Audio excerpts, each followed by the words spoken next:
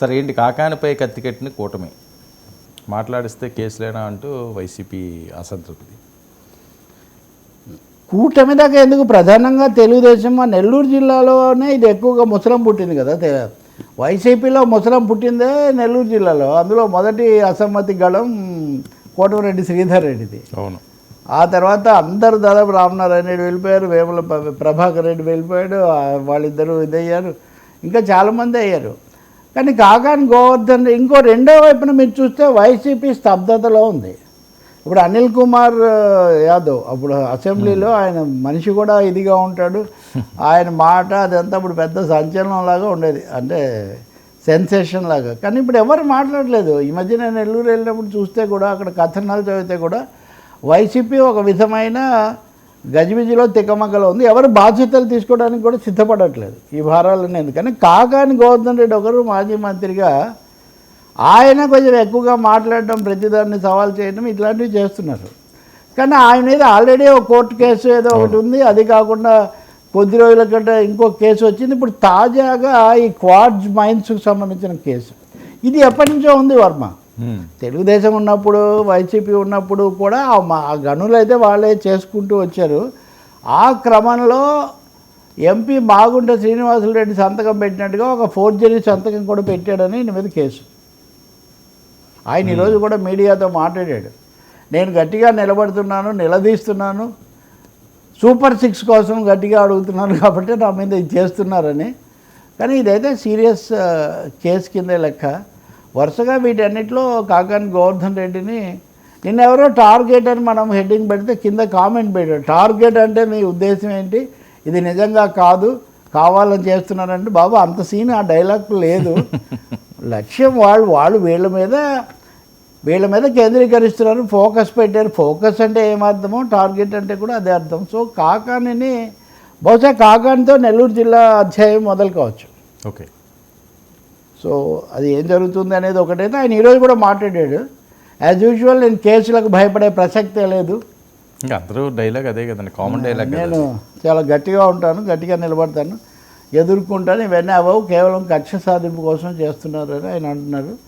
కానీ కాకాని తర్వాత పెద్దిరెడ్డి రామచంద్రారెడ్డి, మిథున్ రెడ్డి, ఇవి ఇలా సాగే ఒక అవకాశం మటుకు చాలా ఎక్కువగా కనిపిస్తుంది. అంతేకాకుండా వైసీపీ కొద్ది బెదిరింపు ధోరణిలో కూడా మాట్లాడుతున్నట్టున్నది కదా సార్, మాకు ఛాన్స్ వస్తుంది మాట్లాడుతున్నారు కదా. ఇప్పుడు సహజంగా అంటారు కదా, ఇప్పుడు అట్లా ఒకరంటే బెదిరింపు, ఒకరంటే అదిరింపు ఏం లేదు.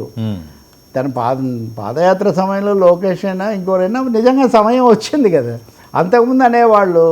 కాబట్టి అది ఒక అలవాటుగా మారింది. ఇప్పుడు ఇక్కడ మీరు చూస్తే కేటీఆర్ కూడా, మన కవిత, కేటీఆర్ లాంటి వాళ్ళు కూడా అదే అంటున్నారు, పింక్ బుక్ అంటున్నారు. వీళ్ళది పింక్ పార్టీ కాబట్టి వైసీపీ వాళ్ళు మొత్తాన్ని మేమేం భయపడడం లేదు అనే ఒక మెసేజ్ ఇవ్వడానికి ఎక్కువగా ట్రై చేస్తున్నారు. అందులో ఏమీ సందేహం లేదు. అంతకుముందు కొంచెం వాయిస్ వినపడడానికి చేశారు, కానీ ఒక సజ్జల తప్ప, సజ్జల రామకృష్ణారెడ్డి ఒకటే బయటకు వచ్చి మాట్లాడలేదు.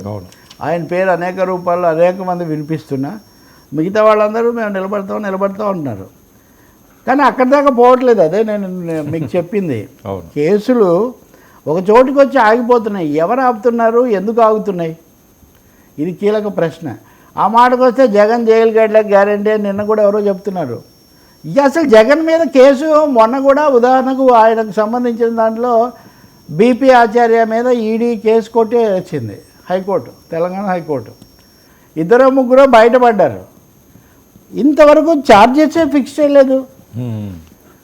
అసలు అభియోగాలే నమోదు కాకుండా ఎవరైనా ఎలా జైలుకు పోతారు, ఇదొక పెద్ద ప్రశ్న.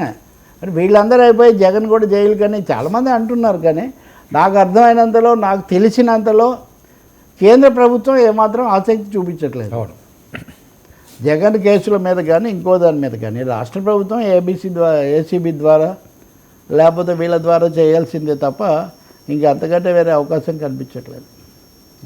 బట్ కాకాని కూడా ముందస్తు కోసం వెళ్ళొచ్చు.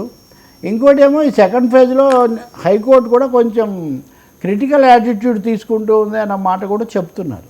కాకాని కూడా దానివల్ల ప్రయోజనం పొందే ప్రయత్నం చేయొచ్చు. ఇప్పుడు ఎంత జాగ్రత్తగా ఉన్నారు, పోసారి ఇంతవరకు మాట్లాడలేదు కదా ఉదాహరణకు. ఇది కనీసం కృతజ్ఞతలు, నమస్కారాలు చెప్పడానికి ఇబ్బంది లేదు కదా, నేను మాట్లాడకూడదు అని కూడా చెప్పొచ్చు. కాబట్టి అది కూడా చెప్పలేనంత ప్రభావం ఒకవైపు కనిపిస్తుంది. దీన్ని నిలబెట్టడానికి వాళ్ళలో మాట్లాడుతున్నారు. కానీ జగన్ నిన్న కూడా కడపలో అవినాష్ రెడ్డిని పక్కన నిలబెట్టుకునే మాట్లాడుతున్నాడు.